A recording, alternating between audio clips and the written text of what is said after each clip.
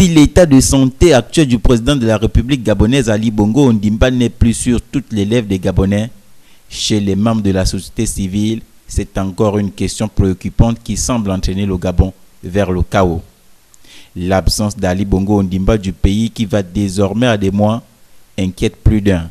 Et compte tenu de la gouvernance du pays actuel, la société civile gabonaise souhaite avoir une lumière auprès des autorités. D'où l'organisation de cette messe dénommée « Demain sera trop tard ». Depuis le 24 octobre 2018, le chef de l'exécutif gabonais est porté disparu.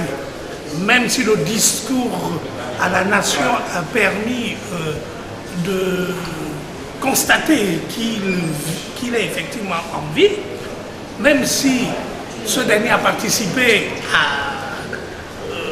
à présider la cérémonie de prestation d'un nouveau membre du gouvernement, mais cette cérémonie n'a fait qu'accentuer le doute sur sa capacité à gérer le pays. C'est une situation préoccupante. Nous constatons que ce qui s'est passé lors de la prestation de serment témoigne effectivement que les doutes persistent, compte tenu du fait que la presse nationale et internationale a été purement et simplement écartée de cette cérémonie.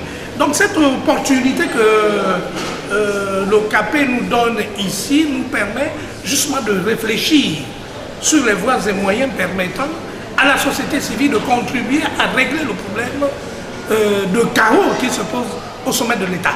Nous ne savons pas qui signe les actes administratifs et institutionnels, compte tenu du fait que le président de la République n'est plus en capacité de diriger le Gabon, qui nomme les membres du gouvernement, qui prend les actes, les décrets. Nous ne sommes pas convaincus, avec nous toute la population, que le président Ali Bongo soit encore en capacité de diriger le Gabon. Le problème est à ce niveau et c'est un problème critique pour le Gabon. Donc il a été décidé ici par la société civile, puisque ces gens-là s'entêtent à dire que le président de la République est en capacité de diriger le pays. Bon, nous voulons évaluer sa capacité à diriger le pays, d'où la nécessité d'une audience. La demande d'audience au président de la République déposée auprès du Premier ministre, chef du gouvernement depuis 2 semaines, par ces derniers, serait tout simplement dans les tiroirs. Conclusion, pas de suite favorable aux membres de la société civile.